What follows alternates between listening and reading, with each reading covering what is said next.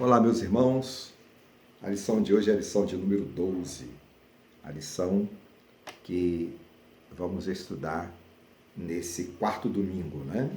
Este mês tem 5 domingos, então a lição 12 será no quarto domingo e a 13 no quinto domingo. Aproveitando a oportunidade, quero incentivar os meus queridos irmãos a estar em suas casas, né, junto com sua família, reunida em culto doméstico, oração, leitura da Bíblia, leitura das nossas literaturas, não é? E procurar estar, né, junto com os seus, crescendo espiritualmente. Nossas igrejas, assim como muitas igrejas do nosso município, estado e Brasil, estão com seus cultos suspensos devido a essa questão do coronavírus, né?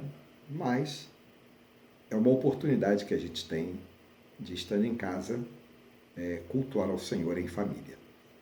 A lição de número 12 tem pelo menos 4 objetivos. Eu quero compartilhar esses objetivos com os irmãos.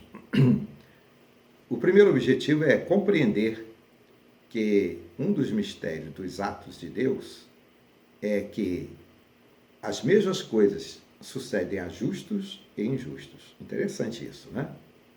O outro objetivo é compreender que as escolhas que fazemos hoje indicam para onde vamos. Então, nós somos responsáveis tanto por nossas escolhas e, consequentemente, pelos resultados das nossas escolhas. O outro objetivo é encarar a vida e a morte, a dor, a alegria, como sendo parte do viver. Ou seja, esses assuntos que muitas vezes se tornam tão complexos para nós, né? É preciso ser encarado como natural da nossa forma de viver. E o último objetivo é que ser sábio, nós precisamos saber usar a sabedoria do alto a nosso favor, né? Aquela sabedoria que vem do Senhor. E tanto o escritor do Eclesiastes, como o escritor dos Provérbios, trata desta sabedoria, e nós vamos ver lá no Novo Testamento, Tiago, né, tratando também da questão da sabedoria que vem do alto, a sabedoria de Deus. Interessante destacar aqui de que há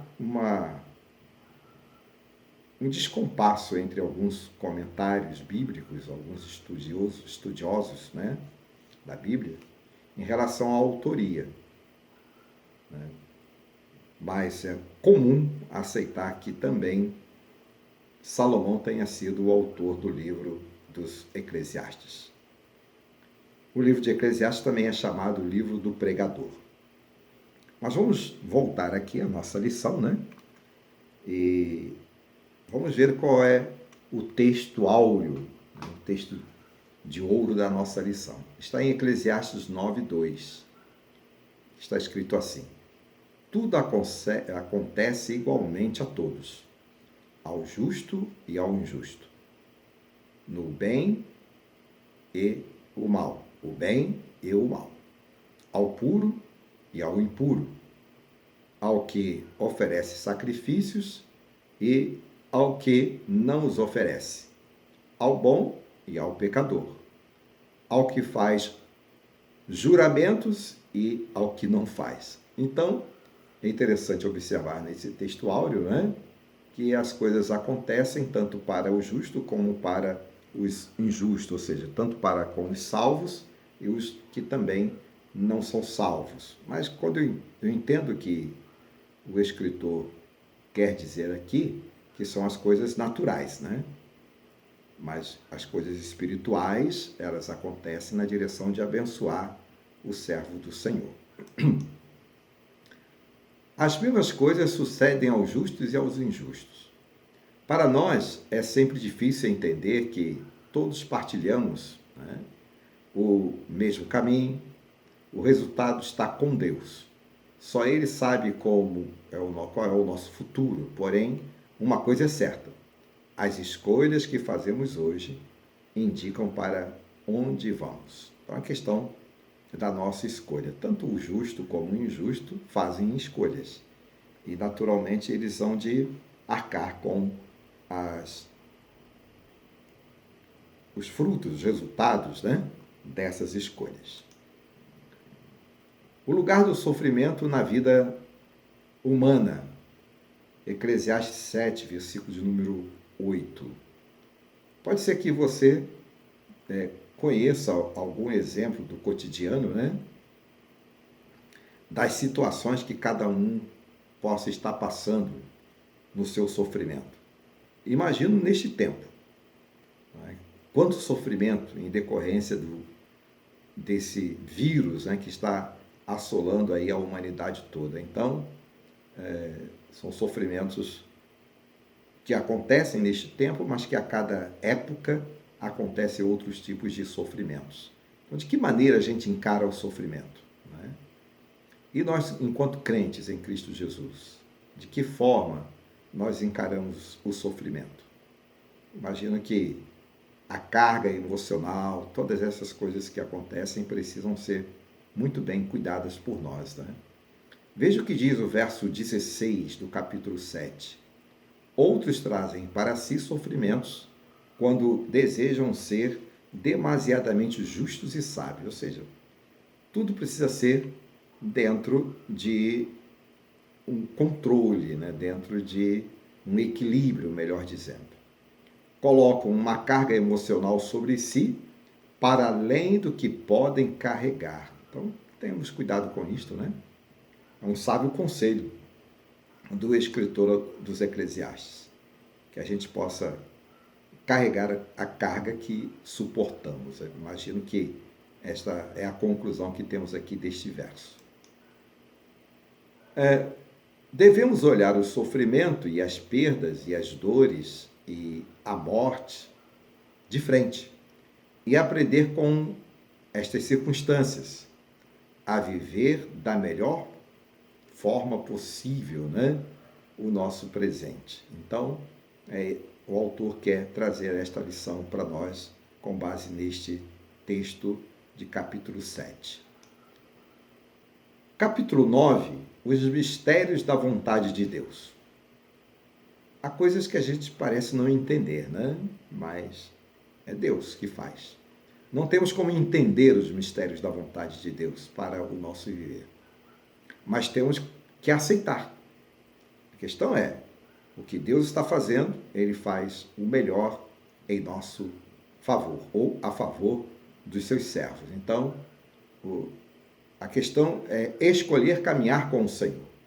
À medida que caminhamos com o Senhor, Deus nos abençoa no nosso viver e que o nosso viver esteja sempre segundo a vontade do Senhor, é o tema do capítulo de número 9.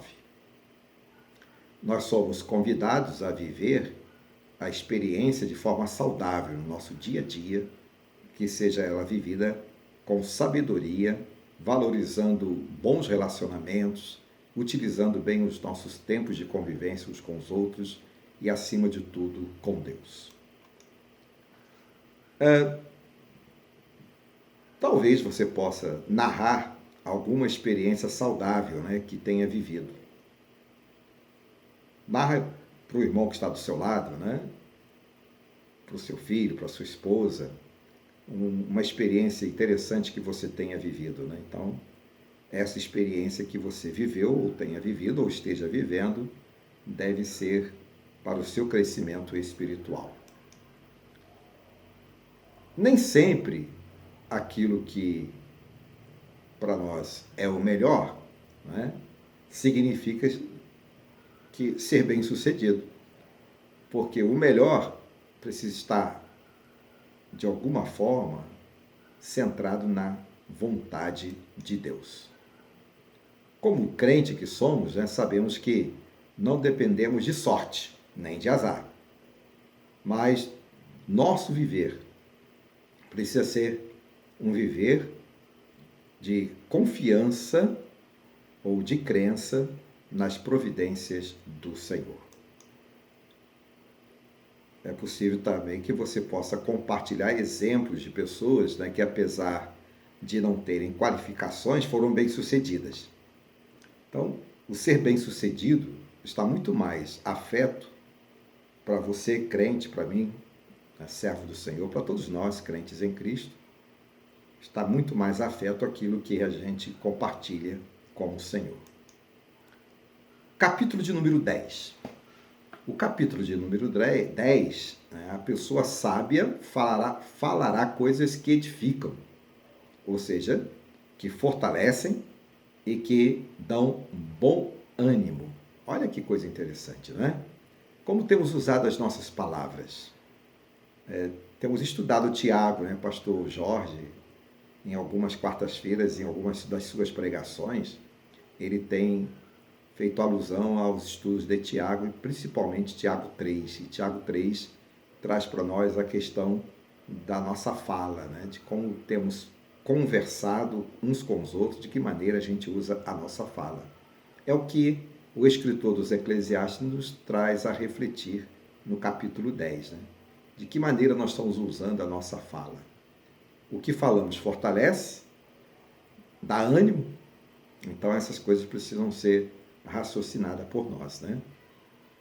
O versículo 12, parte A do verso 10, do capítulo 10, melhor dizendo, diz que, mesmo em momentos de dificuldades, palavras sábias fazem diferenças. Eu acho que tem tudo a ver com esse momento que a gente está vivendo, né?